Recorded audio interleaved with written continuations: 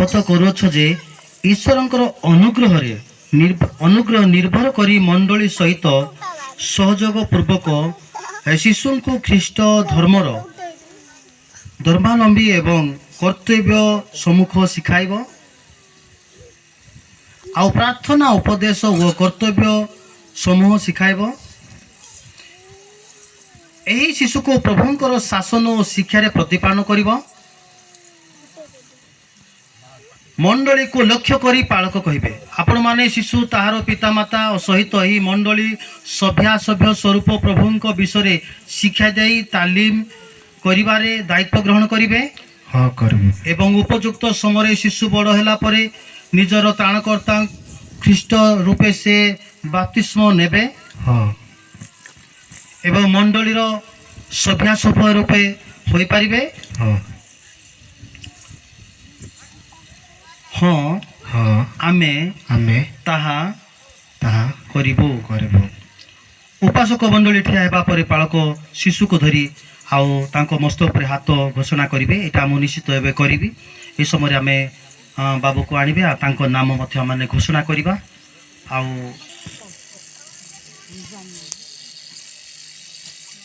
ପାଳକ କହୁଥିଲେ ଯୀଶୁ ଏମିତି ପିଲାମାନଙ୍କୁ ଭଲ ପାଉଥିଲେ, କିନ୍ତୁ ଆମେ ଏମିତି ହେଇପାରିବା ନାହିଁ। ଆଙ୍କ ପରି ଗୁଣ ଧରି ଆମେ ଈଶ୍ୱରଙ୍କ ରାଜ୍ୟରେ ପ୍ରବେଶ କରିବା। ଆଉ ଆମ ଯୀଶୁ ଶିଶୁ ପ୍ରିୟ ଅଟନ୍ତି, ସେ ଭଲ ପାଆନ୍ତି। ଆମେ ଯଦି ଯୀଶୁଙ୍କ ପରି ଶିଶୁଙ୍କ ପରି ଯଦି କୋମଳ ହୃଦୟ ହେବା, ନିଷ୍କପଟ, ତାହେଲେ ପ୍ରଭୁ ଆମକୁ ଗ୍ରହଣ କରିବେ। ଆମେ ସମସ୍ତେ ଏ ପିଲାଙ୍କ ନାମ ଗୋଟେ ଲିପିରେ ଲିଖିତ କରାଯାଇଛି। ସମସ୍ତଙ୍କ ସମ୍ମୁଖରେ ତା ମୁଁ ଘୋଷଣା କରୁଛି। ଆଉ ତାଙ୍କ ବାପା ନାଁକୁ ଲଗେଇକି ବାପାଙ୍କୁ ଲଗେଇକି ନାମଟା ଦିଆଯାଇଛି, ବାଇବଲ ନାମ। ଆମେ ସମସ୍ତେ ମୁଁ 3 ଥର ଉଚ୍ଚାରଣ କରିବି, ଆପଣମାନେ ମଣ୍ଡଳୀ ସମସ୍ତେ ତାହା ପାଳି ଧରିବେ। ଏଇ ନୂତନ ଶିଶୁ ଆମର ଏଇ ମହାପଙ୍ଗା ମଣ୍ଡଳୀରେ ଜନ୍ମଗ୍ରହଣ କରିଥିବାରୁ ଆଉ ତାହାଙ୍କୁ ମୁଁ ସର୍ବ ସାକ୍ଷାତରେ ଈଶ୍ୱରଙ୍କ ସମ୍ମୁଖରେ ନିଥିନିଏଲ ମଲ୍ଲିକ ବୋଲି ତାଙ୍କୁ ମୁଁ ଘୋଷଣା କରୁଛି। ସମସ୍ତେ ଆମେ କହିବା ନିଥିନିଏଲ ମଲ୍ଲିକ, ନିଥିନିଏଲ ମଲ୍ଲିକ, ନିଥିନିଏଲ ମଲ୍ଲିକ, ନିଥିନିଏଲ ମଲ୍ଲିକ, ନିଥିନିଏଲ ମଲ୍ଲିକ। ଆଉ ନିଶ୍ଚିତ ନିଥିଲେ ଜଣେ ପ୍ରଭୁଙ୍କର ଦାସ।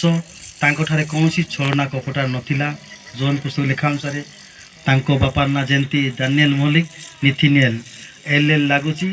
ଆଉ ଆସନ୍ତୁ ଏ ପିଲାଙ୍କ ନିମନ୍ତେ ଆମେ ପିତା ତୁମ ନାମକୁ ଧନ୍ୟବାଦ ଦେଉଛୁ ତୁମର ପାର ଅନୁଗ୍ରହ ଦୟା ପ୍ରେମ ପାଇଁ।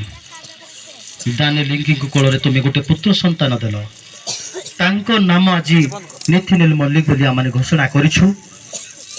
ଏ ଛୋଟ ଶିଶୁର ଯତ୍ନ ତୁମେ ନିଅ, ତତ୍ତ୍ୱ ତୁମେ ନିଅ। ଜଗତରେ ବଢ଼ିବାକୁ ହେଲେ ତୁମର ଜ୍ଞାନ, ତୁମର ଶକ୍ତି, ତୁମର ଦୃଷ୍ଟି ଆବଶ୍ୟକ ରହିଛି। ପିତାମାତାଙ୍କୁ ପ୍ରଭୁ ସମର୍ପଣ କରୁଛି।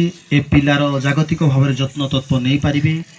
ଶପଥ କରିଛନ୍ତି ଉତ୍ତମ ଉପାସନା, ଟ୍ରେନିଂ, ବାପ୍ତିସ୍ମ ନେବାରେ ଈଶ୍ୱର ତୁମର ସେବା କାର୍ଯ୍ୟ କରିବା ନିମନ୍ତେ ଶପଥ ନେଇଛନ୍ତି। ଏ ଶିଶୁଙ୍କୁ ତୁମେ ସମ୍ପୂର୍ଣ୍ଣ ଭାବରେ ଏ ପୃଥିବୀରେ ଦୀର୍ଘାୟୁ ଦେଇ ଗୋଟେ ମହତ କର। ଓ ପ୍ରଭୁ ତୁମେ ଆଶ୍ଚର୍ଯ୍ୟ ଭାବରେ ଆର ଯତ୍ନ, କାଶ, ଲସମ, ଜ୍ୱର, ପୀଡ଼ାଇ ସବୁ ତୁମେ ଦୂର କର।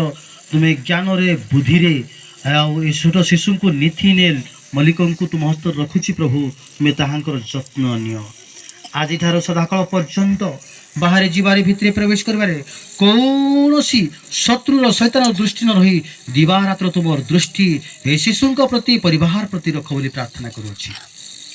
ଏ ସମସ୍ତ ପ୍ରାର୍ଥନା ତୁମ ହାତରେ ସମର୍ପଣ କରି ଏ ଶିଶୁଙ୍କୁ ତୁମ ହସ୍ତରେ ଦେଇ ଏହି ପ୍ରାର୍ଥନା କେବଳ ଉଦ୍ଧାରକର୍ତ୍ତା ପ୍ରିୟ ପ୍ରଭୁ ଯୀଶୁଙ୍କ ନାମରେ ମାଗିଲି ପିତା, ଆମେନ୍।